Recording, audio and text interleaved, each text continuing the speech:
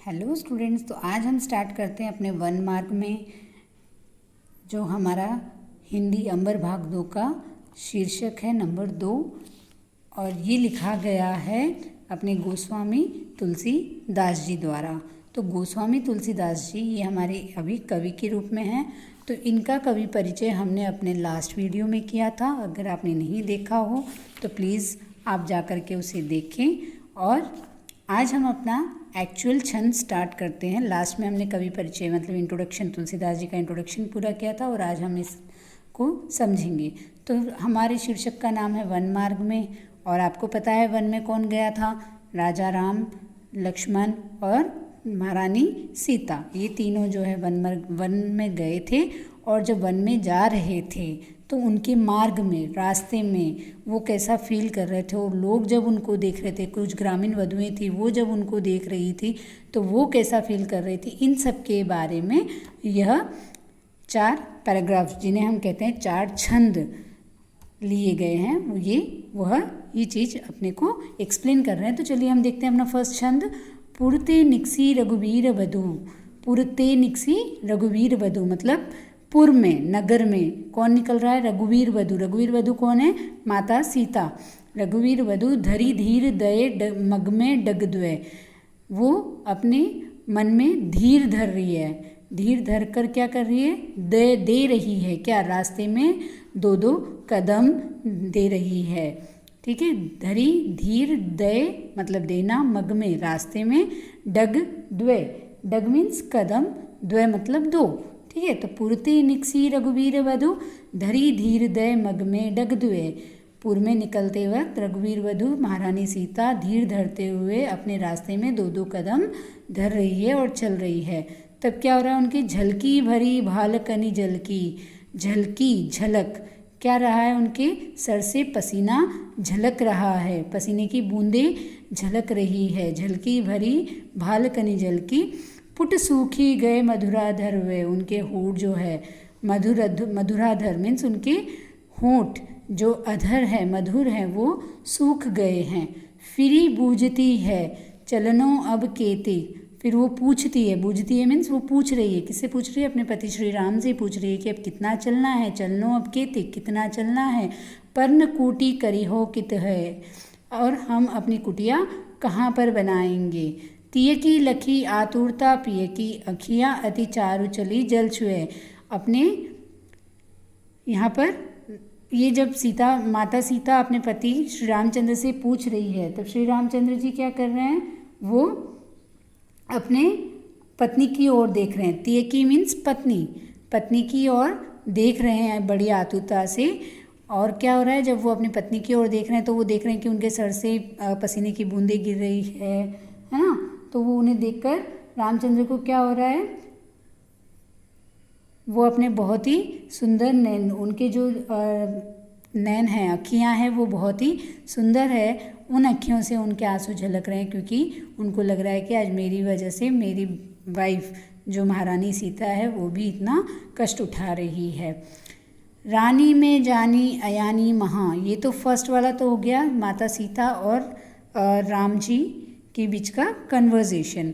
Next है जो ग्रामीण वधुएं उनको देख रही है, वो क्या सोच रही है उनके घर वालों के बारे में, राम जी के घर वालों के बारे में। रानी में जानी अयानी महा पविपाहन होते कठोर हियो है, कि मैंने जाना है, मैंने जानने की कोशिश की है कि जो रानी यानी कि कैकेयी, किसको बता रहे? कैकेयी, वो ही तो, उन्हीं की वजह से तो राम जी को वनवास मिला था ना। तो रानी में जानी अयानी, अयानी मीन्स, अयानी मतलब अज्ञानी, बहुत, महा मीन्स बहुत। रानी मैं जानती हूँ कि रानी कैकेयी जो है वो महा अज्ञानी है। पविपाहनुते कठोर हियो है, तभी तो उनका पत्थर जैसा कठोर दिल है। राजहु काजु अकाजु न जान्यो, ठीक है, हमने तो माना कि रानी कैकेयी जो है वो अज्ञानी है, लेकिन जो राजा हैं हमारे, तब उस वक्त कौन राजा थे हमारे? राजा दशरथ, जो श्री रामचंद्र जी के पिताश्री हैं, है ना। तो राजा दशरथ, राजहु काजु अकाजु न जान्यो, हमने नहीं सोचा था कि राजा बिना कुछ सोचे समझे, कर्तव्य अकर्तव्य बिना कुछ सोचे समझे, कयो तियको जेही कान कियो है, जैसा उनकी वाइफ ने कहा उन्होंने उनकी बात को मान लिया है ना। ऐसी मनोहर मूर्ति ये, मतलब इन तीनों के बारे में कह रहे हैं कि ये इतने सुंदर दिखते हैं, ये तीनों को जब हम देखते हैं तो ये बड़े ही मनमोहक हैं, है ना। ऐसी मनोहर मूर्ति ये बिछुड़े कैसे प्रीतम लोग जियो है, कि इनसे बिछड़कर इनके घर वाले कैसे रह पा रहे हैं, क्योंकि हम आज ही देख रहे हैं, इस वक्त देख रहे हैं तो हमारी आंखें इन तीनों से हट नहीं रही है। वो तो रात दिन इनके साथ रहते थे, तो वो लोग कैसे रह पा रहे हैं इनसे बिछड़ के। आँखिन में सखी राखिबे जोगू इन्हें किमी बनवासु दियो है, वो ये सोच रही है कि भाई आँखों में सखी राखिबे जोगू, मतलब कि ये तीनों ऐसे हैं कि हम इनको पलकों पर बिठा कर रख सकते हैं। मतलब ये दिखने में इतने सुंदर शांत स्वभाव के, मतलब इनसे आपकी नज़र नहीं हट रही है और इनसे सीधा सीधा दिख रहा है आपको कि जब राम जी हैं वो पति हैं, वनवास राम को मिलना था, पर पीछे सीता माता अपना पत्नी का कर्तव्य निभा रही है, भैया लक्ष्मण जो अपने भाई होने का कर्तव्य निभा रहे हैं। तो ये तीनों का जो भी मतलब प्रेम है वो दिख रहा है और इनके अंदर जो एक दूसरे के प्रति आदर है वो हमें साफ साफ नज़र आ रहा है। तो इन तीनों को हम देखते हुए इनके बारे में हम क्या सोचते हैं कि ये बहुत ही अच्छे गुणवान लोग हैं, तो इनको हम अपनी पलकों पर बिठा सकते हैं। आँखिन में सखी राखिबे जोगू, कि ये अपने पलकों पर बिठाने जैसे लोग हैं। इन्हें कैसे बनवास दे दिया है हमारे राजा दशरथ ने अपनी पत्नी की बातों में आकर बिना कुछ सोचे समझे। ओके, नाउ अब ये जो तीसरा छंद है, तीसरा पैराग्राफ जो है, ये जो ग्रामीण वधुएं हैं वो माता सीता को छेड़ रही हैं। देखो, शीस जटा उर बाहु विशाल विलोचन लाल तिरछी सी बहु, क्या कह रही है? शीस जटा, जैसे शिव जी की जटाएं होती है ना, सर पे बाल, जैसे यहाँ पर देखिए ये इनके शीश पे ये जो जटा है ना, इसको हम जटा कह रहे हैं। शीश जटा उर बाहु विशाल, इनकी जो छाती है ये बहुत ही विशाल है, भुजाएं जो है ये भी इनकी बहुत ही विशाल है। विलोचन लाल, मतलब आंखें लाल है, इनकी जो आंखें हैं वो लाल है। तिरछी सी बहुएं हैं, इनकी जो आईब्रोज है वो टेढ़े से हैं, तिरछे से हैं। तून सरासन बान धरे तुलसी वन मार्ग में सुटी सोहे। तून सरासन बान धरे मीन्स तरकस में बाण भर करके और धनुष धारण करके तुलसी वन में बहुत ही सुंदर लग रहे हैं, भले लग रहे हैं। सादर बारही बार सुभाय चिते तुम त्यों हमरो मन मोहे। सादर मीन्स आदर, आदर से बार बार, आदर से बार बार क्या कर रहे हैं? आदर से बार बार क्या कर रहे हैं? आदर से बार बार वो उनको देख रहे हैं। सादर आदर बार बार सुभाय चिते, सुभाय चिते मीन्स देखना, है ना। तो स्वभाव से वो आदरवान लग रहे हैं। तो आदर से तुम्हें तो हमरो मन मोहे, जब वो आपको ऐसे आदर से देख रहे हैं तो वो हमारा मन मोह रहे हैं। पूछती ग्राम वधु सियसो, ग्राम वधु सिय से पूछ रही है। कहो सांवरे से सखी रावरे को है, कि ये जो सांवले से आपके साथ चल रहे हैं ये आपके क्या लगते हैं? आप रावरे मीन्स आपके, सांवरे मीन्स सांवले, ये आपके कौन हैं, क्या लगते हैं? इस तरह से वो उनको छेड़ रही हैं जो ग्राम की वधुएं हैं। ठीक है, now next is our fourth paragraph, चौथा छंद। सुनी सुंदर बैन सुधारस साने सयानी हैं जानकी जानी भली।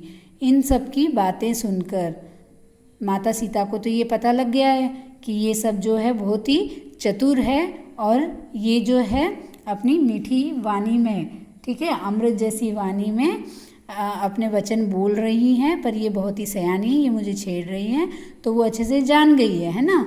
सुनी सुंदर बैन सुधारस साने सयानी है, ठीक है, सुधारस अमृत, बैन, बैन मतलब वचन, उनके सुंदर वचन सुनकर जो वो जिसमें वो अमृत घोलकर बोल रही है, वो माता सीता समझ गई है कि ये लोग बहुत सयानी हैं, बहुत ही चतुर है।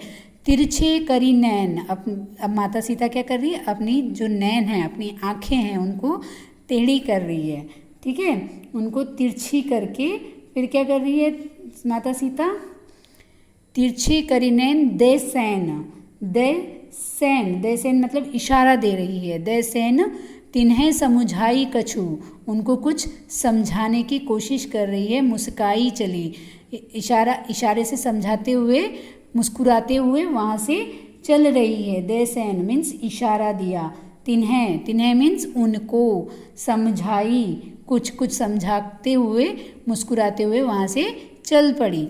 तुलसी ते ही अवसर सोहे, तुलसी क्या कह रहे हैं, अवसर मीन्स अवसर, सोहे सुशोभित हो रही है। सबे अवलोकती लोचन लाहुअली, अवलोकती मीन्स देखती हुई, अवलोकती मीन्स देखती हुई, लोचन लाहू आँखों से, लोचन के लाभ के रूप से, मतलब वो अपने आँखों के लाभ के रूप से। तुलसी ते ही अवसर सोहे सबे अवलोकती लोचन लाहू, मतलब वहाँ पर जो भी ग्रामीण वधुएं खड़ी हैं वो सब जिनका बहुत ही अच्छा सौभाग्य है कि वो अपनी आँखों से इन तीनों के दर्शन कर पा रही है, देख पा रही है।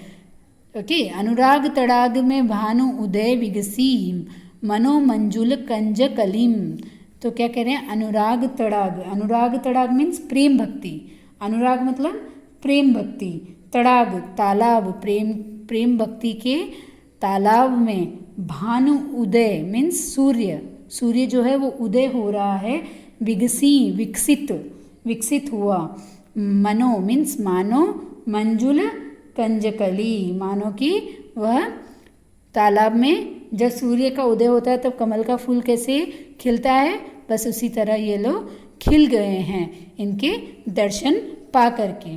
तो यह था हमारा वन मार्ग में का छंद,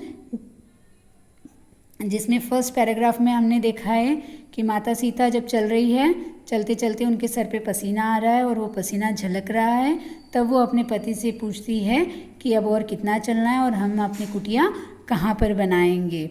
और पत्नी की सातुता को देखकर जो श्री रामचंद्र जी के जो सुंदर से नयन हैं उनमें क्या हो रहा है, उनके आंसू आ रहे हैं।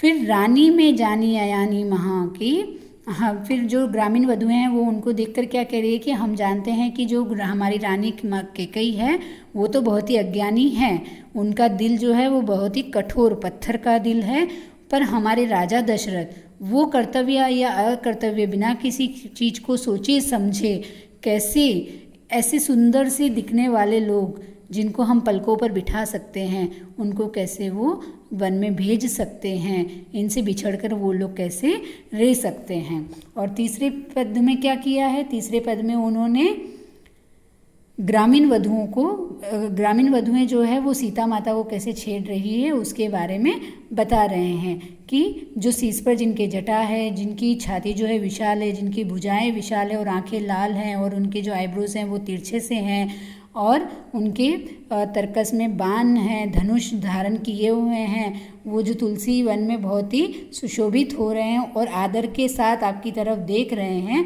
तो वो सांवले से कौन है जो आपके साथ चल रहे हैं, इस तरह से वो माता सीता को छेड़ रही हैं। तब माता सीता समझ गई हैं कि ये मीठे मीठे वचनों में, मीठी मीठी वाणी में इतना अच्छा जो बोल रही हैं ये मुझे छेड़ रही हैं। तो वो क्या कर रही है, वो समझ गई है, तो वो अपनी आँखें जो है वो टेढ़ी करके उनको इशारा देते हुए वहाँ से मुस्कुराती हुई चली गई।